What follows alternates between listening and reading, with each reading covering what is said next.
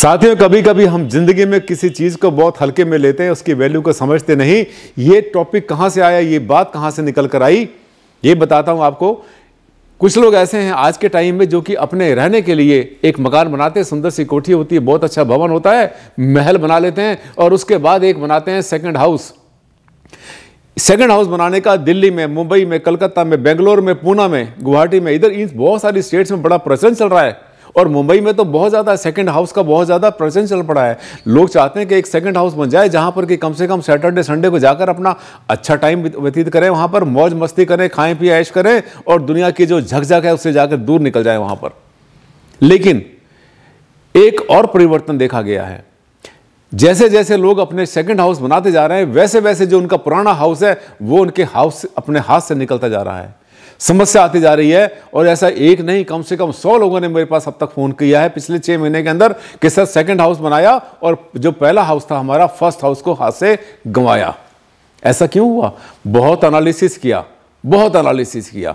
कम से कम बहुत सी साइट्स के ऊपर मैं गया। जाने के बाद जब हमने एनालिसिस किया, साइट को देखा उनकी जाकर के वहां पर, तो ये उन्होंने क्या किया कि अपना जो घर बनाया था वो तो वास्तु से बनाया था, लेकिन सेकंड हाउस को उन्होंने कर दिया इग्नोर। और वो सेकंड हाउस था वही उनको ले बैठा, जो पुराना घर था उसी को उन्होंने निचोड़ दिया। आपके साथ ऐसा ना हो, अगर ये जानना चाहते हैं तो ये वीडियो आपके लिए बहुत ज्यादा सेंसिटिव बनेगा। चलते रहिए इस वीडियो पर, आखिर तक बताऊंगा आपको अंदर की बात। डॉक्टर आनंद भारद्वाज, वास्तु शास्त्र के एनसाइक्लोपीडिया। नमस्कार साथियों, बहुत बहुत स्वागत, हार्दिक अभिनंदन आप सबका मेरे इस चैनल पर। आइए हम बात करते हैं एक ऐसे घर के बारे में जो घर पहले घर को लपेट लेता है। होता क्या है कि हम आजकल जो समय चल रहा है इसमें लोग आमतौर पे शहर में रहने वाले जो बड़े लोग हैं, बड़े बड़े घर बनाते हैं और फिर उसके बाद जब पैसा उनके पास ज़्यादा आता है तो वो एक सेकंड हाउस बना लेते हैं। सोचते हैं कि हम सैटरडे संडे को और जब वीकेंड होगा तो वीकेंड पर बच्चों को लेके जाएंगे या वैसे भी मौज मस्ती मनाएंगे। ये ट्रेंड चल पड़ा है। लेकिन ऐसा देखा है हमने कि जैसे वो बनाने के बाद 6 महीने से 1 साल के अंदर उनका जो चक्कर था पूरा उल्टा घूम गया और जो पुराना घर था वो उनके हाथ से निकल गया। क्या ऐसा क्यों हुआ? क्योंकि जो पहला घर बनाया था उन्होंने, ऐसे बहुत सारे केस मेरे सामने आए। बहुत सारी साइट मैंने विजिट की, बॉम्बे में भी गया, मैं पूना में गया, बेंगलोर में गया और इसके अलावा दिल्ली में बहुत सारी साइट देखी मैंने, जयपुर के आसपास साइट देखी हैं और गुजरात में बहुत सी जगह पर गया। सेकेंड हाउस में देखा बिल्कुल चौपट, पूरा का पूरा चौपट। यानी जो पहला घर बनाया तो वास्तु बिलीवर थे, बहुत अच्छे थे, बहुत अच्छी कोठी बनाई, लेकिन जो सेकंड हाउस था तो सोचा ये तो सेकंड हाउस है, इसमें क्या करना। और जब उन्होंने उसको बनाया तो वो सारी की सारी महा गलतियां कर दी जो उनको नहीं करनी चाहिए थी। अब चलिए कोई बात नहीं, सेकंड हाउस में उन्होंने गलतियां कर तो दी हैं, लेकिन जो सेकंड हाउस है उसका जो जगह उन्होंने बनाई उसमें एक कमरा उन्होंने बनाया साउथ वेस्ट में, दक्षिण पश्चिम में, जो कि पकड़ लेता उनको अच्छी तरह से। ना तो सेकंड हाउस की उन्होंने भूमि चेक कराई, ना वहां के वाइब्रेशन चेक कराए, ना वहां की दिशा चेक कराई और जैसे चाहा वैसे बना दिया। तो वो जो सेकंड हाउस है उसमें आप चाहे 1 दिन जाके रहते हैं या 2 दिन के लिए रहते हैं या 3 दिन के लिए रहते हैं या वीकेंड पे वहां पे रहते हैं, वो अपना काम कर जाता है। और खास तरीके से तब जरूर कर जाएगा अगर वहां पर आपका बेडरूम सही लोकेशन में नहीं बना हुआ है।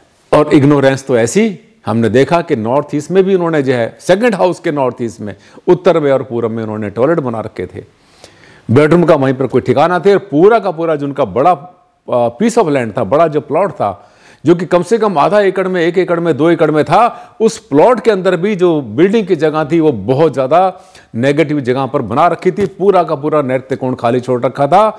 वाय में जब बना देते हैं आप कोई मकान या कोई कोठी या बना देते हैं ईशान कोण में, तो समझो वो तो अपने आप तो जाएगा, जो पुराना मकान है उसको भी ले जाएगा। और आपने सुना होगा, हम तो डूबेंगे सनम तुम्हें भी ले डूबेंगे। तो क्या होता है कि जो भी मकान बनाते हैं उसको आप हल्के में ना लें, चाहे वो सेकंड हाउस बना रहे हैं या थर्ड हाउस बना रहे हैं। बिल्कुल ऐसा ही होता है आपके फार्म हाउस के साथ। फार्म हाउस भी तो सेकंड हाउस होता है। उसमें भी मैंने देखा कि लोग बड़ी इग्नोर करते हैं, बहुत गलतियां करते हैं, वास्तु को वैल्यू देते नहीं, सोचते हैं हम तो इस मकान में रहते हैं, उसका क्या असर पड़ेगा। पूरा पूरा असर पड़ता है, क्योंकि वहां पर भी तो आप जाकर के अपने 1 दिन 2 दिन वहां पर रहते हैं। और सबसे बड़ी बात, आपके जो शुभ कार्य होते हैं, आपके जो सेलिब्रेशन होते हैं, बच्चों का वहां पर आप करते हैं, बच्चों का बर्थडे सेलिब्रेट करते हैं, मैरिज एनिवर्सरी सेलिब्रेट करते हैं और बहुत बार तो फंक्शंस को, बहुत सारे जो त्यौहार होते हैं उनको जाके मनाते हैं। अरे जितना खास खास काम थे वहां पे कर रहे हैं, जो जगह आपकी नेगेटिव बनी हुई है, तो वो जो पॉजिटिव जगह जहां पर आप रहते हैं वो अकेला चना कैसे भाड़ फोड़ेगा। ध्यान कर लेना, अगर सेकंड हाउस बनाते हैं तो उसमें कोई भी गलती आपसे नहीं होनी चाहिए। और अगर फार्म हाउस बना रहे हैं तो ये जरूर कोशिश कर लेना एक आपसे मतलब ये गलती ना हो। इसके लिए जरूरी है कि आप एक कंसल्टेंट हायर कर लेना, सुलझा हुआ कंसल्टेंट हो। सुलझा हुआ का मतलब ये फंसाने वाला ना हो, घुमाने वाला ना हो, इधर उधर की फालतू बातें करने वाला ना हो। पॉइंट के ऊपर बात करे और आपको समझाए और आपको बताए कि हाँ ये गलती आपने ऐसे नहीं करनी, इस गलती का परिणाम ऐसे होगा। और अगर बना लिया है पहले से, आपने कोई सेकंड हाउस बना लिया है और बनाने के बाद आपके ऊपर समस्याएं आनी शुरू हुई, तब जरूर किसी अच्छे कंसल्टेंट को बुलाकर उसका वास्तु दोष निवारण कराना बहुत जरूरी हो जाता है। फार्म हाउस के केस में भी बिल्कुल सेम होता है। अब आपको बताता हूं एक छोटा सा केस। एक महानुभाव ने मुझे फोन किया पूना से कि सर मैंने एक अपना जो है सेकंड हाउस बनाया है और परफेक्ट वास्तु से बनाया है, और उसमें जो है लेकिन पता नहीं क्या हुआ, बनाने के बाद मुझे जो है मेरे जीवन में बड़ी समस्याएं आनी शुरू हो गई। जब वहां जाकर देखा तो उसमें वास्तु के नाम पर बिल्कुल जीरो था। हमने उनसे कहा कि किससे कराया वास्तु आपने, कौन वास्तु कंसल्टेंट थे आपके? तो बोले नहीं कंसल्टेंट नहीं, मैंने तो उसको बोला था आर्किटेक्ट को। उसने बोला मैंने वास्तु पढ़ा है, मैंने सीखा है, मैंने तो पढ़ा है, मैंने मकान बना दिए, ये बना दिया, वो बना दिया, मैंने वास्तु का कोर्स किया हुआ है, ये तो सर उसने बनाया। साथियों सभी नहीं, लेकिन बहुत सारे ऐसे भी आर्किटेक्ट होते हैं जो कि कहते हैं कि हमने वास्तु पढ़ा है, हमने सीखा है, हमने पढ़ाया, हमने मकान बनाए हैं। जब इतने बड़े बड़े दावे करते हैं तो आप खुश मत हो जाना कि आपके वास्तु के पैसे बच गए, आपका वास्तु भी आर्किटेक्ट ही कर देगा, ये मत सोचना। कंसल्टेंट इज कंसल्टेंट, वो मास्टर है अपनी बिल्डिंग बनाने का, बहुत अच्छा नमूना बनाएगा, अच्छी डिजाइन बनाएगा, वो मॉडर्न बिल्डिंग बनाएगा, सारी सुविधाएं आपको देगा, लेकिन वास्तु कितना कर देगा ये तो उसके दिल को पता है, ये आपके दिल को पता है। हम जानते हैं, रोज हमारा वास्ता पड़ता है ऐसे मकानों से। बुलाते हैं क्लाइंट हमें कि सर हमने जो है आर्किटेक्ट ने कहा था कि मैं वास्तु से बना दूंगा। उसने कहा था ठीक है, उसने कह दिया, पर वो वास्तु का मास्टर नहीं है, वो वास्तु कंसल्टेंट नहीं है, उसके पास वो ज्ञान वो एक्सपीरियंस नहीं है जो हम 24 घंटे वास्तु करते रहते हैं। साथियों जहां भी हैं, जिस शहर में भी हैं, आप अपने आसपास का वास्तु कंसल्टेंट जरूर हायर करना, वास्तु के पैसे मत बचाना। ये मेरा छोटा सा संदेश था। और खास तरीके से अगर आप सेकंड हाउस बना रहे हैं तो ऐसा ना हो कि सेकंड हाउस जो है आपके फर्स्ट हाउस को भी ले बैठे। छोटे से वीडियो में ये संदेश आपको देना था। मुझे लगता है कि आपके समझ में आया होगा कि जीवन में जो समस्याएं आती हैं बहुत बार ऐसी कि जब एक मकान दूसरे मकान को ले बैठता है, क्यों ऐसा होता है। ऐसे होते हैं मेरे वीडियो। अच्छा लगा मेरा चैनल तो इसको कर लेना सब्सक्राइब, और मेरे वीडियो को लाइक करना मत भूलना, क्योंकि बहुत अंदर की बड़ी गहरी बात आपको बता दी। शायद हर वीडियो पर आपको ऐसी चीजें नहीं मिलेगी। साथियों आज के लिए बस इतना ही। बहुत जल्द मुलाकात करता हूं, कल इसी समय इसी चैनल पर नया टॉपिक लेकर आपके लिए आऊंगा जो कि आपके लिए बहुत यूजफुल प्रूव होगा।